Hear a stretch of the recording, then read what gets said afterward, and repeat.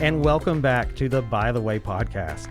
This week we have a special round table, it being a holiday weekend and all that. So sitting around helping us talk about our next week in the Gospel Project, we have my lovely wife, Jamie Smith, who, if you didn't know, helps to teach. She's one of the two team teachers for the high school girls Sunday school class. Across from me is Corey Roberts, longtime listener, first time podcast attendee, but Corey's been working for like a billion years in the children's ministry. What grade or grades are you working with right now, Corey? I have always worked with 4th and 5th grade. 4th and 5th grade. It's a good group. You get them Yes. ready for the middle school, for the youth group. Correct. That's awesome. Fantastic. Correct. So Corey and Joshua Roberts, they work with the 4th and 5th graders in the children's ministry who are also looking at the Gospel Project. And here, our longtime associate, Jackson Smith, ministry director of middle school awesomeness. He is here to help us talk. We dragged Timothy out of the rafters. If you didn't know, he actually lives in the steeple. And so we threw rocks at it until he woke up, dragged him down. He still has his PJs on, but he's going to help us make sure that everything sounds right today or something like that. So let's jump in. Remember, we're still in Genesis. If you've been following along with us, we just finished looking at the Tower of Babel, not a giant tower that Trump built to reach God on the moon. Okay. Correct. And in case you were wondering, that's not what Genesis 11 was about. But we saw this command in Genesis 9 that God told Noah, kind of this repeat of the command in Genesis 1 to be fruitful and multiply and fill the earth. And they start doing it and then they stop. And they're like, ooh, this is a nice place. Let's build a tower. Let's make a name for ourselves. And so God strikes them with different languages instead of striking them down dead. Because of the covenant. Right. Yes. So we have that covenant. Yes. And he continues to be merciful and gracious and spread the people throughout the whole world. And so now, instead of looking at all of the people over all the world, the story starts to slow down quite a bit. We finished Genesis 11 with another genealogy. And I know sometimes we say that we're like, oh, begats. Nope, skipping that. But this one's pretty important because there's one name there that's going to show up. Jamie, do you know that one name in the Genesis? Oh, whoa. I'm sorry. Spoiler alert. Sorry. There it is, Abram. Yes, and so if we go through, she's on the money. Don't Bible trivia, Jamie. No, she will get it right. She is ready. So Abram and Sarah. And if we look at that genealogy, we see something a little bit peculiar because all of these other people in the story are having children. We talk about those that are born, those that are coming. But Abram and Sarah, they don't have any kids. Barren. And so it looks a little bit different from a normal genealogy, but that's where Genesis 12 is going to really focus. And really the next few chapters, the next few lessons we're going to see in Genesis are going to focus on Abram or Abraham, and I will probably go back and forth between those two names because it's really hard for me to keep it straight. At some point, Abram gets his name changed to Abraham, and it's really important. Officially. But in my mind, it just is, it's already there. It's already Abraham, but it's Abram right now. And so we'll focus on Abram and Sarah and their story. And so that's what we're looking at from both the middle school and high school classes. Also, the kids class is going to be a little bit different. The focus and the main points are a little bit different in both of those, and probably in nursery as well. We'll have to call up Celeste on the phone and ask her, ring, ring, Celeste. Oh, she's not there. All right, so we can't ask her right now, but we will at some point. The lessons are going to be a little bit different, but all of us are focusing on Abram and following God and his faith. The main point actually for the middle school and high school classes is this, that authentic faith will lead us to obey, resulting in God's blessing. So let's start there. Let's talk about Abram, and let's talk about a little bit of what happens in all of these chapters. So we've zeroed in on Abram, on Sarah, on that family. They don't have kids. Who is Abram, Jackson? Just to give us a little bit of a backstory from Genesis 11 and 12. Abram is a pagan. He is a pagan moon worshiper who lives among other pagans. Okay, so Abram really doesn't stand out as someone that we think, wow, what a great guy that God combed through all the earth to find. It's just this pagan moon worshiper that lives amongst other pagans. His family have idols, and when we see them move, they bring those idols with them before God calls Abram out from his family. And so, sometimes we look at these people in the Bible as these larger than life characters, and we should certainly look at Abram and say, wow, he certainly demonstrated a great faith, and we'll talk about that and the obedience he had. But God didn't call him because he brought something super awesome to the table. He called him because in God's infinite wisdom, in his mysterious plan and will that he's revealing to us throughout the Bible, that's what he chose to do. And so he chooses Abram and Sarah, this 75-year-old man who cannot have kids, and he gives him this particular promise. Now, before he gives him that promise, he starts Genesis 12, and that's kind of where I think most of us are going to start in some shape, form, or fashion throughout all of the different curriculums. And in Genesis 12, it says, now the Lord said, and he's talking to Abram, and there's one kind of action verb there. Jamie, he says to go. Go, yes. Now the Lord said, go. And a few verses later, it says, so Abram left. Went in my translation. So Abram went. He goed. He goed, yeah. So God said go, and he goed. Yeah, and so that sounds weird, right? That's some King James Version type language. So we have the first kind of command that God gives to Abram, and it seems really weird that this is the interaction, the first interaction we get to be privy between God and Abram. But I imagine, because Abram is religious in some sense, if someone from the heavens tells him to do something, he's like, oh, okay, sounds good. I'm not going to question that. And so Abram, he steps out in faith and he's obedient, right? If we contrast that against Genesis 11 from last week, God said to go, and they did not goad. They stayed. They actually stayed, right? They didn't do what they were supposed to. So we see this contrast immediately between the disobedience of those who stopped and built a tower and decided we're going to make a name for ourselves here instead of spreading out through all the earth.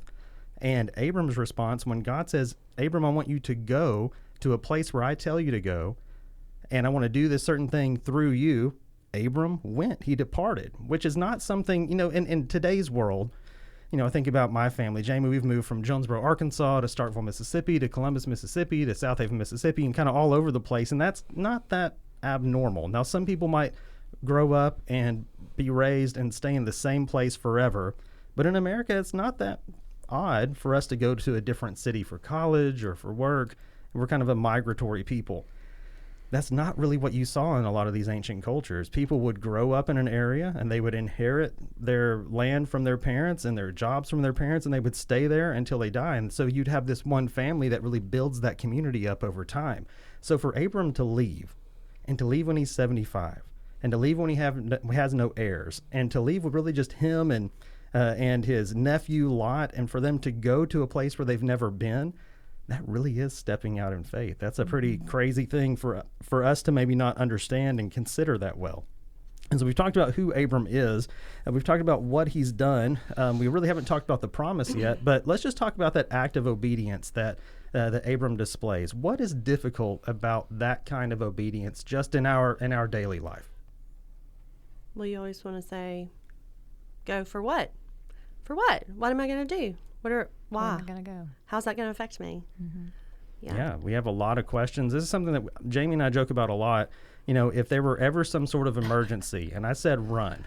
Jamie, Yes. we got to run now. Why? There are 10 more questions that Jamie wants Where? answered.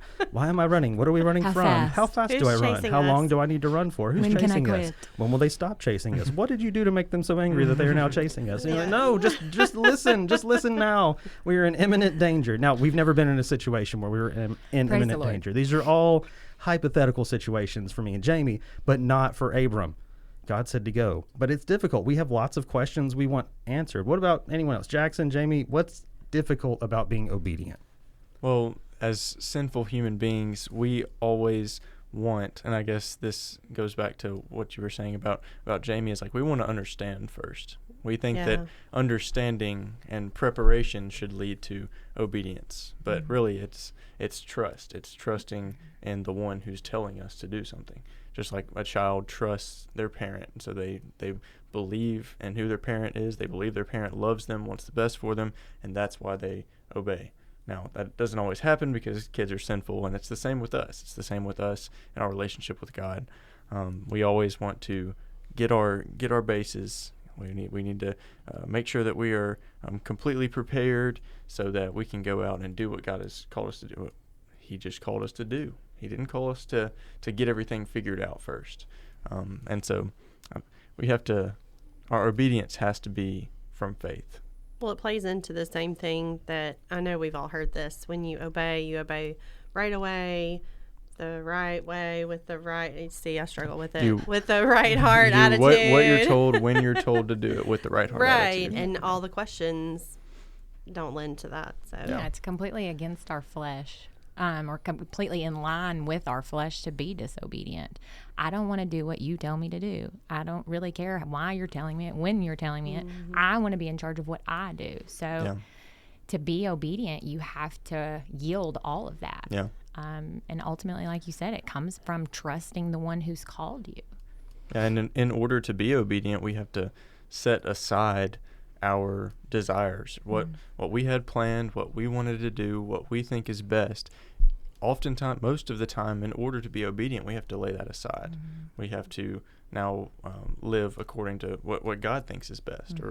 Or if we want to go back to the example of a parent, like a child wants to go his own way, but in order to be obedient, he has to set that aside and trust that what his parent says is best. That's right. Yeah. And so, it's that kind of that old example of whenever we see a sign that says no walking in the grass, I'm like, you better believe I'm about to walk in that grass. Do cartwheels in it, I'm gonna do barrel rolls, all kinds of stuff. We just immediately distrust authority. But in order to have a faithful, obedient response to God, we can't distrust that authority because, number one, we shouldn't. Right? God is God and he deserves our obedience. But number two, he is faithful. And that's something that the children's ministry is going to really focus on. The middle school and high school this week is going to really do a survey from Genesis 12 through 15, talking about this call, this faithful response, this obedience. The kids ministry is going to focus a little bit more on the promise that God actually makes to Abram. So we see that God calls Abram out. He says, go. And Abram has a faithful, obedient response. And he goes, he leaves, he departs. But what is the promise that God makes to Abram along the way after he shows that faithful, obedient response? Corey, do you remember what we're talking about? What kind of that promise is? You don't have to get all the exact words right. It's not Awanas. It's not Bible drill. But what's the main thrust of the promise that God makes to Abram? He says that you will have descendants that exceed the number of the stars in the sky. Yeah, and so he promises to make a great nation from him, that all the nations are going to be blessed through him. He's going to have many offspring, and he gives all these examples through the next few chapters of what that's going to look like. More dust than the earth, more stars than the sky, and more people than you can imagine or count. And that's a pretty big promise. And it takes a while to see that promise come to fruition. We won't see it in our studies this week. We probably won't see it in our studies next week. It takes a few years, like 25 years almost, in order for God to fulfill this promise. Now, it's not because God had to work up the power or the might or the gumption to fulfill it, but that was God's timetable. But he makes this promise, and we can see, because we have probably heard this story before, even if our kids that we're teaching haven't, we know that God is faithful. And hopefully we can look in our own lives and we can see those promises from Scripture, whether it be the Old Testament or New Testament, that apply to those who are believers, who have put their faith in Christ, that God has been faithful to us too. He is faithful to save. He is faithful to forgive. He is merciful. He is gracious. And hopefully we can look at examples in our own life where we say, wow, God was faithful. God does keep his promises. So not only can I step out in faith the first time, but now I can step out in faith every time, because I've seen God prove himself to be faithful again and again and again in my own life, as well as the lives of these people that we look at in the Bible. So that leads me to another question. So we talked about what's difficult about obedience, and it's hard to trust. It's hard to step out in faith. It's hard to come under someone else's authority. But what about in our own homes? How can we demonstrate an active faith amongst our own families, our spouses, our kids? What does that look like? Because unfortunately, I think probably in modern Western Christianity, we can talk a good talk sometimes. We know all the theological answers. We have our perfect attendance badges from Sunday school and all those other awesome things. But sometimes we leave those church services on Sundays or on Wednesdays, and then our kids have to be with us the rest of the week. And so that's where the proof is in the pudding. Are we really putting that faith into action? And if so, how do we do that? how do we demonstrate an active faith in our own homes, in our workplaces, and in our lives? Well, I think obviously reading your scriptures, having your own private quiet time, but bringing your kids into that also, having a prayer life, but bringing your kids into that prayer life. And then when you come through or come to circumstances that do test and trial you, you bring your kids alongside that. You walk them through, this is what this looks like when we are struggling. Share those struggles with them. I mean, even just this morning, I overstepped talking to my dad. I had to apologize to my dad for being disrespectful toward him. I did that right there in front of my kids, not to be like, hey, here's my holy badge, but this is real life. This is how we can demonstrate this obedience and this faith to a God that's worthy of our obedience. And I think just seeing that, seeing our working out our faith in front of them, I mean, it just goes miles with them to make this real. Yeah, so when we close our Bible on Sunday morning, it doesn't mean we close our relationship with God. So living that out amongst our kids and with our kids in an authentic and genuine way. What are some other thoughts? I mean, I agree with that. I feel like one of the biggest things in our house is our kids seeing where we struggle and where we age appropriately, and then where we have to put our faith into a walk. I mean, we have to walk that faith out. And we've had circumstances in our house, I know in the last year, where we had to give our kids age appropriate information about what was going on in our life. And then we had to tell them, like, this seems scary, but we believe that God will walk us through this. We believe God has something else for our family, and that He will take care of us, and we don't have to be afraid, and we don't have to worry. And then let them see us pray about that, and let them see us try to sit in peace with that, and know that it may not look like we want it to look like, and it may not end up what our plan would be, but that we can trust that God that has something better for us, and we can be okay with that. Yeah, that's amazing. I think sometimes we maybe try to insulate our kids from some of those decisions and discussions because we want to protect them. We want to protect their hearts and their minds. We don't want to put undue stress or strain on their little minds and situations. But sometimes when we involve them, like you say, Corinne, I love that you said that in an age-appropriate way, right? Don't go to your kids and be like, I'm sorry, Mommy and Daddy are broke and we can't pay the rent this month. Like, even if that's true, maybe not the best thing to tell your kids as they go cry themselves to sleep. But, when we find ourselves in situations, whether it's health or jobs or relationships, or maybe it's just not even a bad decision, it's just a big decision. I know that, in our home a few years ago, we moved from Columbus to South Haven, but I put in like 50 applications to all these different places, and we didn't know, that other contract was over and I didn't have another one on the table. And so they knew that, but in a way that we can really show, do I have faith in this situation? Do I trust God in this situation, or am I just a hot mess? And, and I'm stressed out and I'm worried, and I'm not showing that God is faithful and God's a promise keeping God through my response and through my reaction. So living that out in front of our kids in a way that still protects them, still takes into consideration their age, but also includes them of, hey, this is an opportunity that we have to pray and really put our faith in God, and we're going to bring you alongside us in this, still as your parents, still as those that are taking care of you, but you get to see God work in a pretty major way, that if we just cut our kids out from all those conversations, they don't get to see that, and they don't get to build on that in their own life. And I think that even extends, like living out your faith in front of your children, extends even beyond situations or trials, I guess, is kind of the theme of what we've been talking about, but that even extends to just your lifestyle, your life choices, the way that you spend money, the things that you put your trust in, whether that is your bank account or your success in your job, or the things that you spend your time doing. Show your children where your allegiance lies. Is your faith in your own abilities? Is your faith in the outside world, your circumstances, or is your faith in God? Does your life align with Scripture, with the way that God has commanded our life to be? And I think, it especially shows up in those moments where we have to actively trust God in a trying time. But I think it's everyday life too. Absolutely. Yeah, that's a great point. And kids are perceptive. If you don't have kids, They are very perceptive. You do have kids, they are very perceptive. They understand things.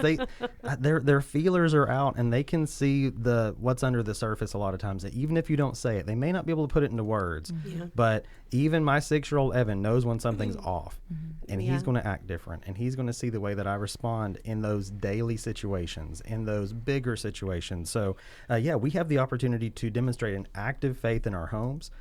Through involving our kids in that process. And that process could be something as simple as, how are we budgeting this week's grocery money? What are we going to listen to? What are we not going to listen to? Where are we going to invest our time?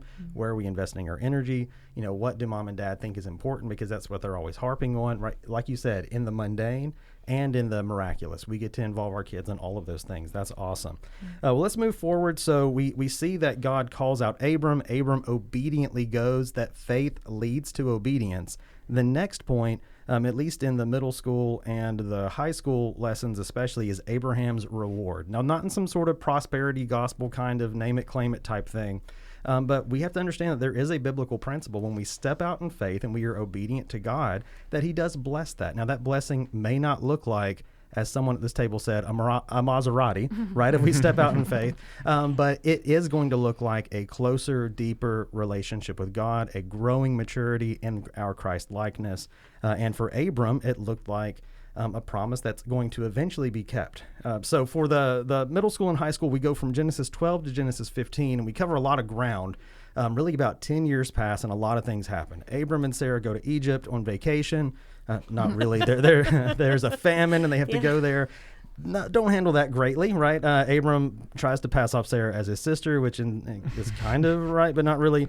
So he gets scared. Abram and Lot part ways, which kind of sets up this ominous, and the people in Sodom and Gomorrah were wicked and evil. We'll come back to that at some point.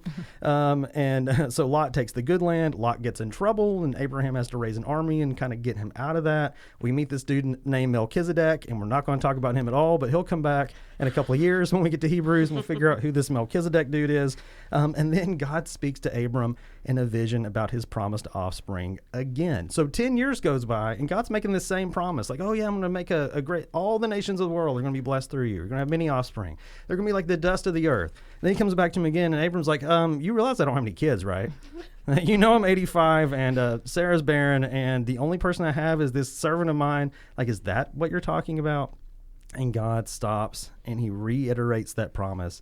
And like Corey mentioned earlier, he says, look up at the stars. Look at the stars. Can you count them? Like, that's what your offspring are going to be like. By the way, scientists claim that there are approximately 200 billion trillion stars. Billion Billion trillion. Now, that's the kind of number that Billion comes out when like trillion. 5-year-olds start arguing. Yeah, so we right? hear billion trillion at our house. So if you get a PhD, you can name billion trillion stars also, like these scientists. It doesn't sound like a very sciencey You number. have a PhD I in was about to numbers. You say. can do that. I do. Maybe I made up that number. You don't know. According to the internet, or Justin, there are 200 billion trillion stars. Now, I don't know what that actually means. Lots but and lots. Lots and lots. There are lots and lots More of than stars. Abraham could have counted you at the go. time. That's right. So he needed other people's fingers and toes, and he ran out of those also. So God makes this promise again that, hey, I am going to do exactly what I said. He's going to make this covenant, and that's not really the focus of this week's lesson. We'll come back and look at that next week. God really affirming that covenant that he's made, or making official that covenant with Abram or Abraham, whoever he is at that point. He's one of the two. And we're going to continue to move forward. But one thing that stands out, not just that God kind of gives another cool picture to the promise of, look at these stars, that's going to be your offspring, those are going to be your descendants. But this is how it ends that kind of dialogue. It says, and he, Abram, believed the Lord, and he, God, counted it to him as righteousness. God is faithful. Right, and we can trust him in every situation. So God counts Abraham as righteous for trusting and believing him. How can we drive home that point with our own families this week, that God is faithful and that there really is a true, tangible reward for putting our faith in a faithful God? Well, I think this is kind of almost a continuation of Noah. I mean, Noah was asked to build the boat, and he, that's insane. And he did it, and then he got on, and then all of the, when we talked about that a couple of weeks ago, we made sure to belabor the point that Noah was not a perfect man, but Noah had faith in God, and he had faith in what God told him, and he was obedient. And so you don't have to be perfect, and you don't have to be free of sin. You just have to be faithful, and that God will be faithful and keep his promises, and he'll do what he says he's going to do, and we can always trust that God will do what he says he's going to do. Yeah, that's amazing. So he doesn't say that Abram's counted righteous because he has all these animals or he performs all these sacrifices or he sets up all these altars or any of that. It says he believed the Lord, and that was what was counted to him as righteousness.